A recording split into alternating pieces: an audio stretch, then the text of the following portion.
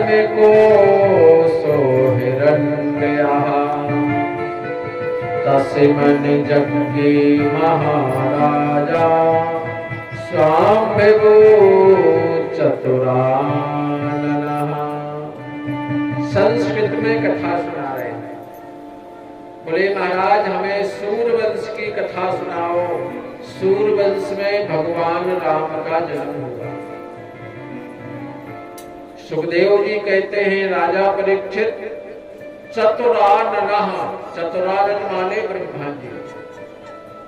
भगवान विष्णु की नाभ से कमल हुआ, कमल से ब्रह्मा जी हुए और ब्रह्मा जी ने मरीच ऋषि को उत्पन्न किया। ध्यान से सुनना, सूर्यवंश की कथा है। और मरीच ऋषि के यहाँ कश्यप ऋषि का जन्म हुआ और कश्यप ऋषि की पत्नी अदिति, आज दिन में कथा सुनी थी। कश्यप ऋषि की दो पत्नियां हैं, एक दिति एक अदिति। तो दिति से हिरण्याकश्यप और हिरण्याक्ष हुए थे, दिन में एक कथा हुई। और जो दूसरी पत्नी है अदिति, उनके यहाँ विवस्वान सूर्य का जन्म हुआ। बोलिए सूर्य भगवान की। यहाँ से सूर्य वंश आरंभ हुआ। कश्यप ऋषि की पत्नी अदिति से विवस्वान सूर्य का जन्म हुआ। वह वैवस्त मनु कहलाए और उनकी पत्नी का नाम था श्रद्धा। और श्रद्धा की पत्नी से उन्होंने इक्ष्वाकु, नृग, श्रेयाति आदि पुत्र उत्पन्न किए। इसके बाद में वही वैवस्त मनु कहलाए और वैवस्त मनु के कोई संतान नहीं थी। और जब विवाह के बाद में संतान नहीं होती है तो घर वाले परेशान हो जाते। दरबार में जान लगत, ढांके बजन लगती, नारियल फूटन लगत है कि ब्याह का 5 साल हो गई, बेटा कहीं नहीं। और भगवान की कृपा से होता है। जब भगवान की कृपा होती है तो वैवस्त मनु अपनी पत्नी को लेके गुरुजी के पास गए। और सूर्यवंश के गुरुजी हैं वशिष्ठ जी। बोले गुरुजी विवाह को कई वर्ष हो गए, बेटा नहीं हो रहा है। तो वशिष्ठ जी बोले बेटा तो हो जाएगा, ऐसा करो तुम्हें यज्ञ करना पड़ेगा। बोले महाराज हम यज्ञ कर देंगे, सूर्यवंश के राजा है, कोई कमी नहीं। तो वैवस्त मनु ने यज्ञ किया। उस यज्ञ में सभी कलश सोने के रखे उन्होंने। दौलत तो इतनी थी लेकिन संतान नहीं थी। उनके यज्ञ में सोने के कलश थे। बढ़िया सुंदर यज्ञ हुआ। वशिष्ठ जी के साथ में ब्राह्मण पंडित आए, लेकिन मामला गड़बड़ हो गया। राजा चाहते हैं कि हमारे बेटा हो जाए और रानी चाहती है कि हमारी बेटी हो जाए। पति पत्नी में सलाई नहीं आगे चावने का। सो रानी पंडितों के पास गई, बोली महाराज राजा को नहीं बताना, ऐसे मंत्र पढ़ना कि हमारे यहाँ बिटिया हो जाए। और अगर तुम बिटिया के मंत्र पढ़ोगे तो हम तुम्हें अलग से सोने की असरफियां दक्षिणा में देंगे, किसी को पता नहीं होगा। तो पंडित लोग होते हैं लालची, बोले ये तो बढ़िया। अरे राजा से तो दक्षिणा मिलने सो मिलने और रानी हमें अलग से दक्षिणा दे। तो बंधुओं उस यज्ञ में पंडितों ने क्या किया, अपने जो वेद मंत्र थे उनमें बसटकार का उच्चारण लगा दिया। बसटकार ये ब्राह्मणों का विषय है, व्याकरण का विषय है। वो बढ़िया सुंदर यज्ञ हुआ और यज्ञ के बाद सभी पंडित दक्षिणा लेके चले गए। रानी ने मस्त बढ़िया सोने की 11 सर्फियां दे दी। रानी गर्भवती हुई और 9वें महीने में सुंदर कन्या का जन्म हुआ। बोलो यज्ञ भगवान की। और रानी बड़ी प्रसन्न है, बेटी हुई। और राजा उदास है। रानी कह रही भोजन कर लो, वे कह रहे बोल भूख लगी। बेटी इतनी बुरी होती है। आज भी यही दशा है। हमारे बेटा हो, हम बाजे बजवाते हैं, गोला गलवाते हैं, रिश्तेदार बुलाते हैं। अगर बिटिया हो जाए तो हार से घरे नहीं जाते। बोले तो पहुंचा रही हो कलेवा हार, जब बिटिया कहां से हो। बेटी इतनी बुरी होती है। और मैं तो ये कहता हूं, बेटे के जन्म में बाजे नहीं बजवाना। बोल नाम हुआ इला। इला नाम की बंधुओं कन्या हुई। ताम विलोक मनु प्राहा नात्री दृष्टा गुरु। ताम दृष्टवा मनु, जैसी व्यवस्थ मनु ने कन्या को देखा तो प्रसन्नता नहीं हुई, मन उदास हो गया। हमें तो बेटा चाहिए। गुरुजी के पास गए। राजा बोले गुरुजी ऐसा उल्टा सीधा कैसे हो गया। बोले क्या हुआ। बोले हमने यज्ञ किया था बेटा के लिए, बेटी कहां से हो गई है। गुरुजी बोले ऐसा हो ही नहीं सकता। ऐसा हो ही नहीं तो बोले गुरुजी चल के देखो। वशिष्ठ जी आए, देखा तो कन्या झूला में झूल रही है। वशिष्ठ जी को क्रोध आ गया। जितने पंडित यज्ञ में आए थे सबकी क्लास ले डाली। क्यों। पुत्र के लिए यज्ञ किया है, पुत्री कहां से हो गई। सही सही बोलो, नहीं तो मैं श्राप दे दूंगा। अब गुरुजी के सामने तो पंडित झूठ बोल नहीं सकते। बोले गुरुजी सही बताएं, माफ करना। रानी एक दिन रात में अकेले में आई और बोली महाराज ऐसे मंत्र पढ़ियो कि बिटिया हो जाए, तो हम अलग से दक्षिणा देते। तो गुरुजी हमने बसंतकार का उच्चारण कर दिया मंत्रों में। ठीक तुमने सही बताया। वशिष्ठ जी बोले ऐसा है राजा, अब हमारे पंडितों की क्या गलती है। जब तुम्हारी रानी ने ही उनसे कह दिया। राजा बेचारे उदास हो गए। बोले महाराज कोई ऐसा उपाय है कि जब बिटिया बेटा बन जाए। वशिष्ठ जी बोले मंत्रों में सब शक्ति है। तो बोले हाँ बेटा बना दो। बोले फिर से यज्ञ करो। सूर्यवंश की कथा बड़ी अटपटी है। फिर से यज्ञ हुआ और वेद मंत्र से उस इला नाम की कन्या को सुदुम्न नाम का राजकुमार बना दिया। बोलो भागवत पुराण की। और सुदुम्न नाम के राजकुमार एक दिन घोड़ा पे बैठ के जंगल में शिकार खेलने के लिए गए। एक जंगल से दूसरे जंगल में, दूसरे से तीसरे जंगल में, और एक ऐसे जंगल में घुस गए कि घोड़ा घोड़ी बन गया और राजकुमार फिर से राजकुमारी बन गया। बोलो भागवत पुराण की।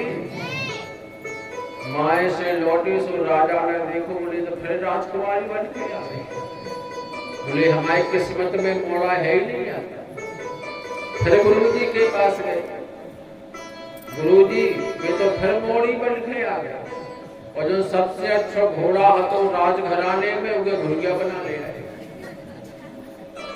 जो सबसे अच्छा घोड़ा था। गुरुजी आए, पूछा कहाँ गए थे। उन्होंने बताया हम बहुत दूर गए थे। गुरुजी ने देखा। बोले महाराज ऐसा है, एक तुम्हारा राजकुमार एक ऐसे जंगल में पहुंच गया जिस जंगल को शंकर भगवान ने श्राप दे दी थी। और उस जंगल को श्राप थी जो पुरुष इस जंगल में आएगा वो नारी बन जाएगा।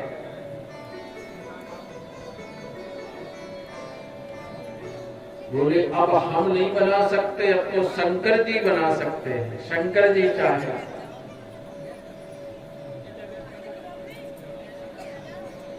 बोलिए शंकर भगवान की। बोले शंकर भगवान का पूजन करो, रुद्राभिषेक करो और शंकर भगवान की भक्ति करो।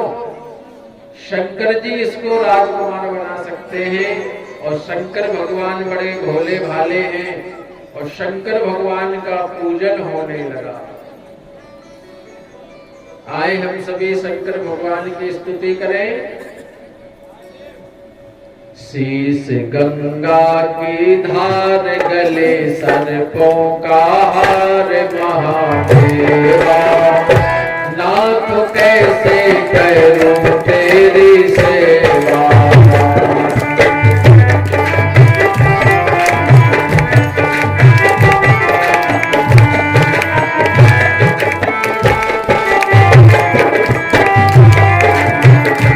शीश गंगा की धार, गले सर्पों का हार, महादेवा नाथ कैसे करूं तेरी सेवा।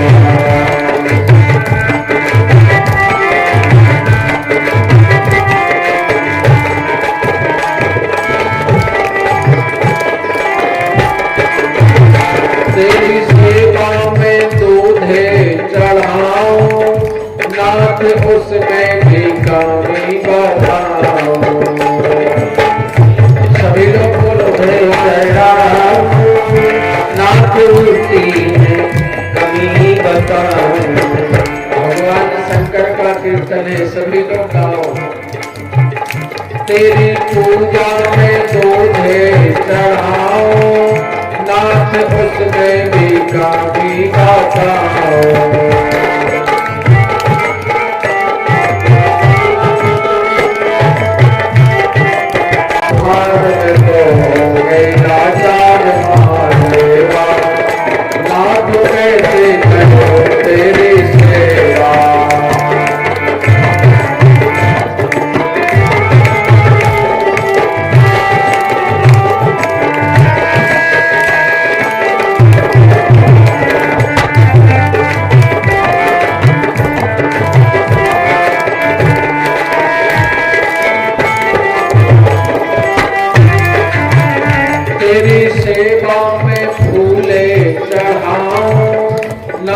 उसमें भी कमी बताऊं। तेरी सेवा में फूले चढ़ाऊं, नाथ उसी में कमी बताऊं। मधु भक्ति जो धारण तो हो गई लाचार, महादेवा नाथ कैसे करो तेरी सेवा।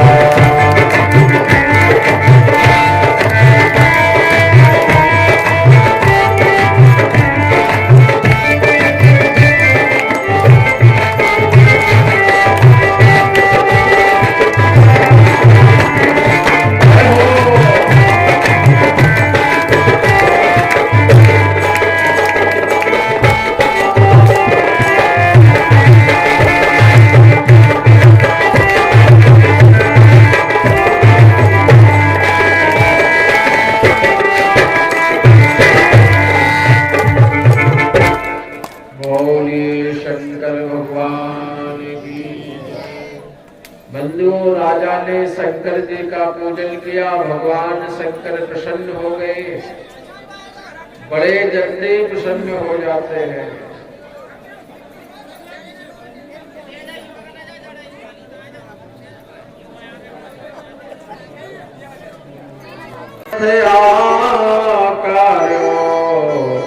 सुदम्नो भवतु मेदिनी।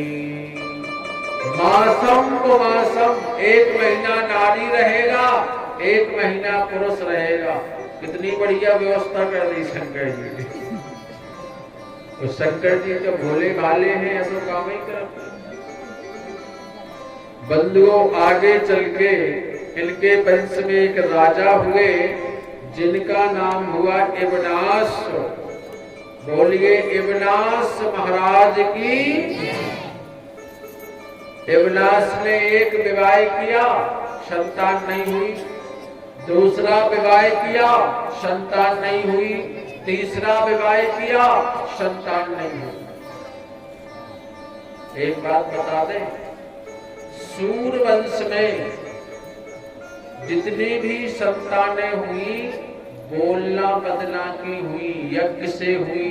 बिना यज्ञ के सूर्यवंश में कोई संतान, यहाँ तक कि भगवान राम भी सूर्यवंश में आए तो वशिष्ठ जी को यज्ञ करना पड़ा, तब यज्ञ से भगवान राम का जन्म। बड़ा अटपटा है सूर्यवंश। पत्नी बदलने से संतान नहीं होती है, संतान किस्मत में और भाग में होती है। लोग पत्नी को दोष देते हैं, बेचारी पत्नी का क्या दोष है? जिसके यहाँ पितृ दोष होता है उसके यहाँ संतान नहीं होती है, पितर श्राप दे देते हैं। इसलिए पितरों को प्रसन्न किया जाता है, वहां से आशीर्वाद देते हैं, तब परिवार की वृद्धि होती है। श्राद्ध किया जाता, पिंडदान किया जाता।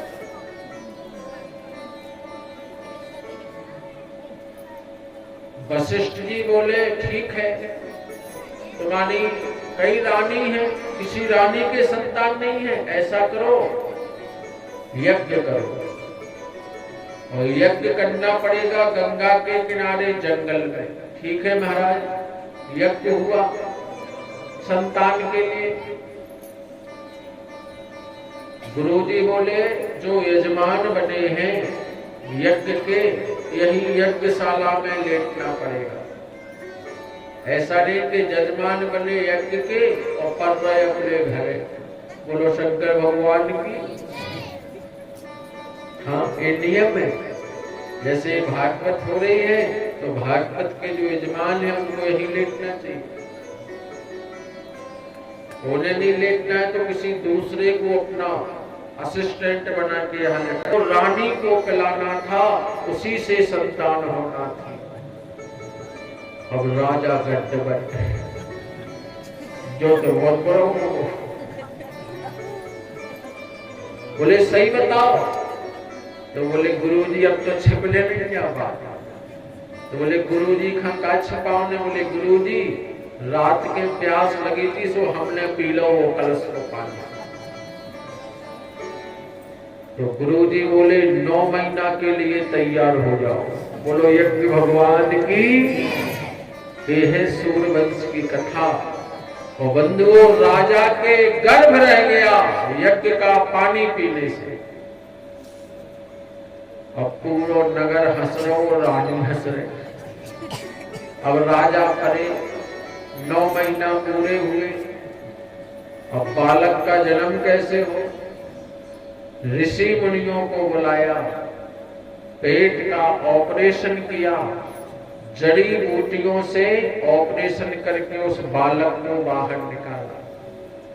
और जैसे ही बालक बाहर आया तो रोने लगा, माँ धाता, मेरी धाय कहाँ है, मेरी माँ कहाँ है।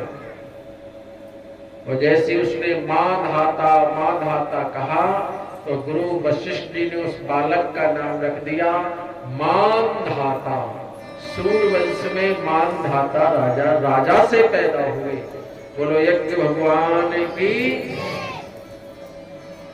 अब उस बालक को दूध पीना है तो इंद्र आया और इंद्र ने कनिष्ठा उंगली से दूध पिलाया। कौन उंगली से? इसका क्या नाम है? बोलो बोलो। नहीं पता? तुम्हें अपनी उमैयन को पता नहीं? चलो हम बताते हैं। इसका नाम है कनिष्ठा। बोलो जोर से, बच्चे जरूर ध्यान से सुने। इसका नाम है कनिष्ठा। इंद्र ने एक उंगली से उस बालक को दूध पिलाया और भगवान कृष्ण ने गोवर्धन पर्वत इसी उंगली पे रखा। कभी फोटो में देखना। इसका नाम है कनिष्ठा। ये सबसे मजबूत उंगली होती है भजन के लिए, कुछ धारण करने के लिए सबसे मजबूत। इसका काम है वजन उठाना। ठीक है, गोवर्धन पर्वत। अब इसके बगल में आ जाओ। इसका नाम है अनामिका। बोलो जोर से। एक उंगली भगवान की पूजा में काम आती है। भगवान को चंदन इसी से लगाओ। किसी का तिलक कटना, अंगूठा नहीं लगाया, अंगूठा अछूत है इस अनामिका। माताएं मांग किसी से भरना चाहिए। चंदन तिलक इस अनामिका। इसके बाद है इसका नाम है मध्यमा। बोलो। कोई राशि का नंग या अंगूठी वगैरह इसमें पहनी जाती। देखो छल्ला पहने इसी का। कोई जो ग्रह बाधा है उसका। और इसका नाम है तर्जनी। क्या नाम है इसका? काम क्या है? राहगीर को रास्ता बताना। कोई कहे हमें पृथ्वी पर जाना है, कहेंगे सीधे चले जाओ, फिर ऐसे पुर जाना और सीधा रोड रखे जाओ। इससे रास्ता बताते हैं कि अंगूठा से बताओ कैसे चले जाओ। ऐसे वासुदेवाय हरे परमात्मने पिनतु क्लेशनाशाय गोविंदाय नमो नमः। और मानधाता के यहाँ आगे चल के राजा हुए जिनका नाम हुआ अम्बरीश। अम्बरीशो महाभागा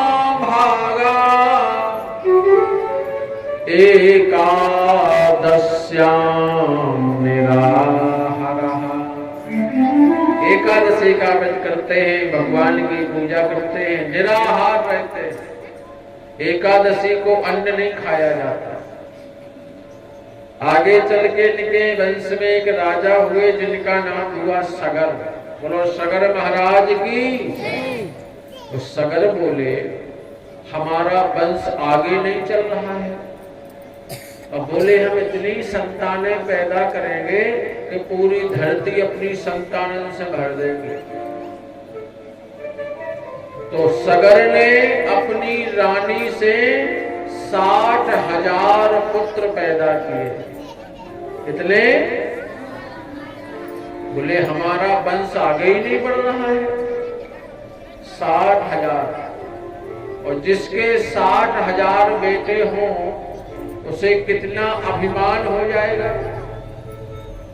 बेटों से बोले सारी पृथ्वी को जीत लो, हमारे समान कोई राजा नहीं है। लेकिन बंधुओं, मैंने कल निवेदन किया था कभी अहंकार नहीं करना चाहिए। राजा सगर को अपमान हो गया जिसके 60,000 बेटे हों।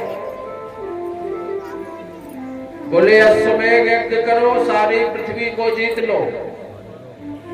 और राजा सगर ने अश्वमेध यज्ञ किया।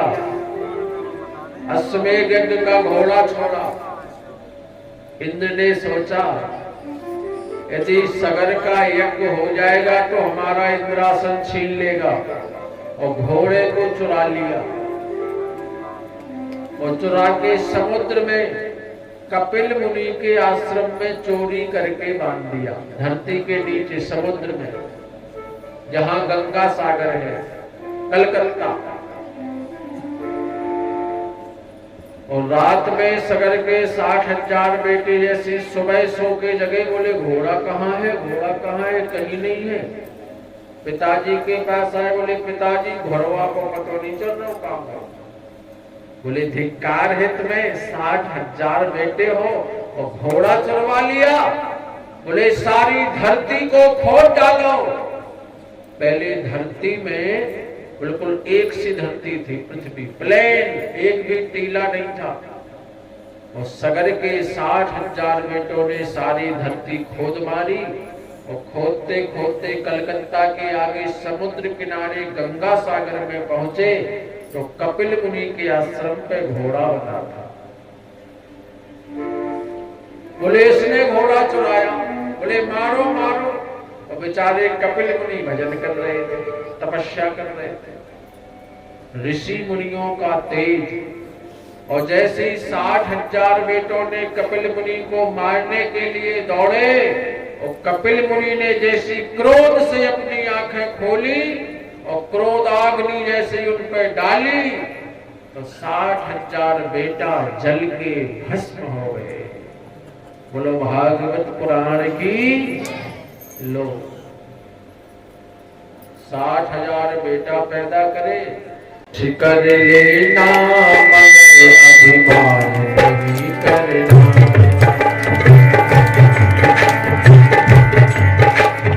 सब कुछ कर लेना मगर अभिमान नहीं करना। अभिमान नहीं करना, ओ अभिमान नहीं करना।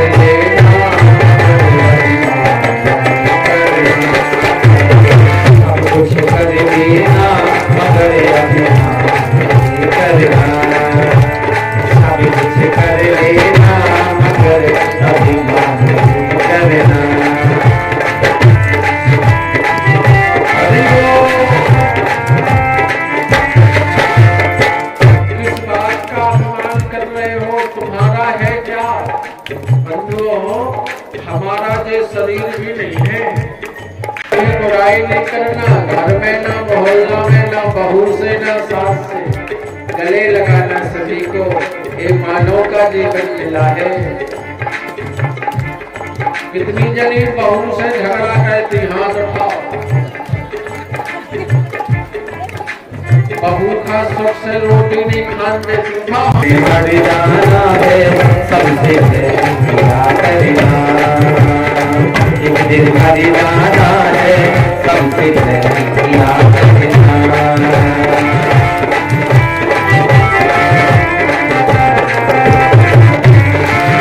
अभिमान नहीं करना, अभिमान नहीं करना।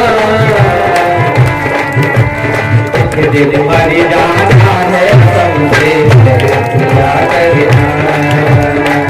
एक दिन मर जाना है सबसे क्या करना। एक दिन मर जाना है सबसे क्या करना।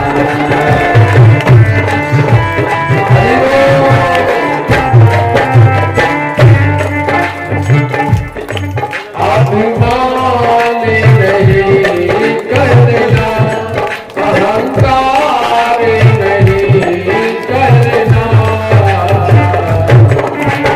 एक दिन मर जाना है सबसे क्या करना। एक दिन मर जाना है सबसे क्या करना। एक दिन मर जाना है सबसे क्या करना। अभिमान नहीं करना, अहंकार नहीं करना। मर जाना है सबसे क्या करना। एक दिन मर जाना है सबसे क्या करना।